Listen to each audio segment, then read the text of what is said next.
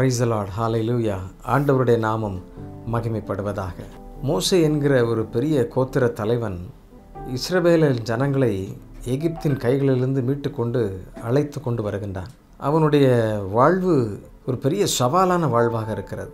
யோசித்து பாருங்கள், ஒரு குடும்பத்திற்கு தலைவராக இருக்க ஒரு குடும்பத்தை நடத்தி செல்வதே மிகப்பெரிய கடினம். ஒரு பெரிய பிஸ்னஸ் தொழிற்சாலைக்கு ஒரு எம்டியாக ஒரு உரிமையாளராக இருக்கிறவர் அந்த தொழிற்சாலையில் அத்தனை மக்களையும் ஒருங்கிணைத்து நடத்தி செல்கின்ற ஒரு காரியம் மிகப்பெரிய கடினமான காரியம். இவைகள் எல்லாவற்றையும் நாம் பார்க்கிறோம். எல்லாரும் நேர்த்தியாக சொல்லப்பட்ட வேலைகளை சரியாக பொறுப்பாக செய்வதில்லை. இப்படி பல்வேறு சம்பவங்கள் பல்வேறு இடங்கள் நடைபெறுகின்றன.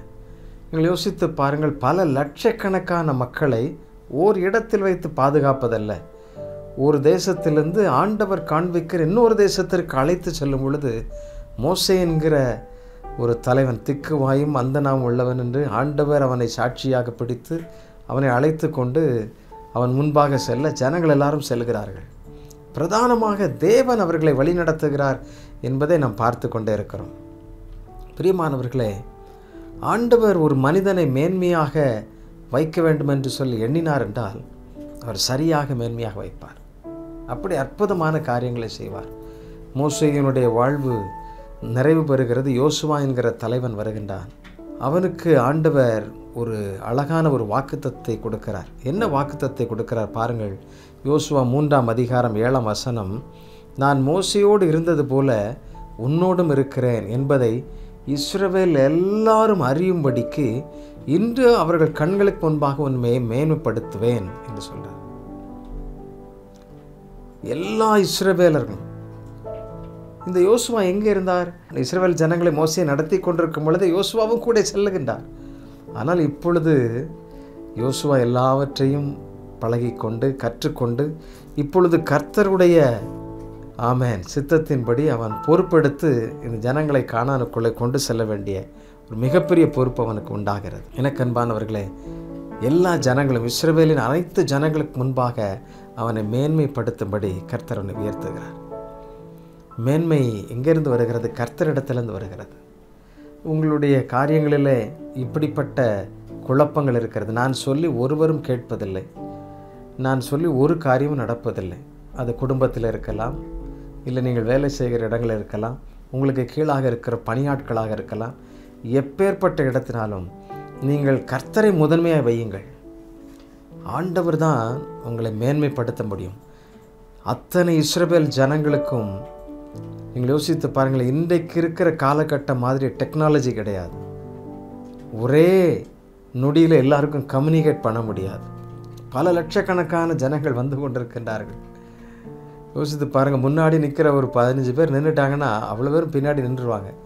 இப்போ பின்னாடி இருக்கிற அவ்வளோ பேருக்கும் ஏன் நின்னாங்க தகவல் எப்படி போய் சேரும்?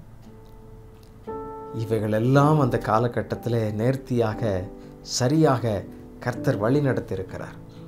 மேகம் நின்ற உடனே ஜனங்களும் நின்றுறாங்க. அவ்வளவு கர்த்தர் அற்புதமாக நடத்துகிறார். பிரியமானவர்களே, ஆண்டவர் உங்களை மேன்மைப்படுத்துவார், உங்களை சரியாய் நடத்தி செல்வார்.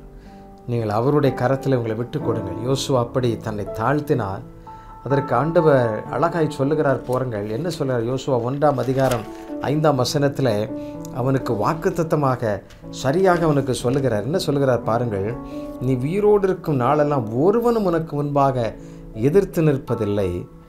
நான் மோசையோடு இருந்தது போல உன்னோடும் இருப்பேன். நான் உன்னை விட்டு விலகுவதும் இல்லை, உன்னை கைவிடுவதும் இல்லை. நீ உயிரோடு இருக்கும் நாளெல்லாம் ஒருவனும், எவ்வளவு பெரிய ஒருத்தர் கூட அவனுக்கு முன்னால் எதிர்த்து நிற்க முடியாது. அவ்வளவு கர்த்தருடைய பவர், கர்த்தருடைய வல்லமை, பாதுகாப்பின் கேடயத்திற்குள்ள யோசுவா இருக்கிறார். எந்த வாக்குத்தத்தோட இந்த ஜனங்களை வழி நடத்த முடியும் பாருங்கள். ஆண்டவர் அப்படி உங்களை வழி நடத்துவார், அற்புதமாய் நடத்தி செல்வார். நானும் என் வீடும் என் வீட்டார் அனைவரும் ஓயாமல் நன்றி சொல்லுவோம். சொல்லுங்க, இது நாள் வரைக்கும் நம்ம நடத்திருக்கிறாரு அந்த தேவனுக்கு நன்றி சொல்லுங்க. இந்த பாடலை பாடி கர்த்தரை மகிமைப்படுத்துவோமா? ஒரு நாளும் சிதையாமல் காத்து கொண்டார, ஒரு கருப்போல காத்து கொண்டு இம்மட்டும் நடத்திருக்கிறாரு. தாழ்வான நாட்களை நினைத்து கவலைப்படாதீங்க. கர்த்தர் உங்களை மேன்மையான நாட்களுக்கு நேராக வைத்திருக்கிறார் என்பதை நீங்கள் நினைவு கூறும்படி உங்களை அன்போடு கூட கேட்கிறேன். கர்த்தர் அப்படி அழகாக உங்களை கொண்டு வந்திருக்கிறார். தெய்வ சமூகத்தில் நம் சேர்ந்தவரை துதிக்கலாமா? ஆண்டவரை உயர்த்தி பாடுவோம். நானும் என் வீடும் என் வீட்டார் அனைவரும் ஓயாமல் நன்றி சொல்வோம். நானும் என் வீடும் என் வீட்டார் அனைவரும் ஓயாமல் நன்றி சொல்வோம். ஒரு கரு போல காத்தீரே நன்றி, என்னை சிதையாமல் சுமந்தீரே நன்றி. ஒரு கரு போல காத்தீரே நன்றி, என்னை சிதையாமல் சுமந்தீரே நன்றி. எபினேசரே எபினேசரே, இந்நாள் வரை சுமந்தவரே. எபினேசரே எபினேசரே, என் நினைவாய் இருப்பவரே. நன்றி நன்றி நன்றி, இதயத்தில் சுமந்தீரே நன்றி. நன்றி நன்றி நன்றி, கரு போல சுமந்தீரே நன்றி. மோசேயின் தேவன் நம்மோடு இருக்கிறார், யோசுவாவின் தேவன் நம்மோடு இருக்கிறார். அவரை நோக்கி நம்ம கேட்போமா? நம்மை மேன்மையாக வைக்க கேட்போம். ஆண்டவரை நோக்கி ஜெபிப்போம். அன்பின் ஆண்டவரே, எங்கள் தகப்பனே, அப்பா, தாழ்வோடு ஆண்டவரே, குழப்பத்தோடு கவலையோடு ஆண்டவரே, என் வாயின் வார்த்தைகளிலே வல்லமை இல்லையே, என்னை கேட்பதற்கு ஒருவரும் இல்லையே என்று சொல்லி ஏங்குகிற ஆண்டவரே, நான் சொன்னால் ஒருவரும் ஆமென் கேட்பதில்லை என்று சொல்லி கவலையோடு இருக்கிற பிள்ளைகளை கர்த்தர் இன்றைக்கு கண்ணோக்கி பாரும். அவர்களை மேன்மையாக வையும் ஆண்டவரே.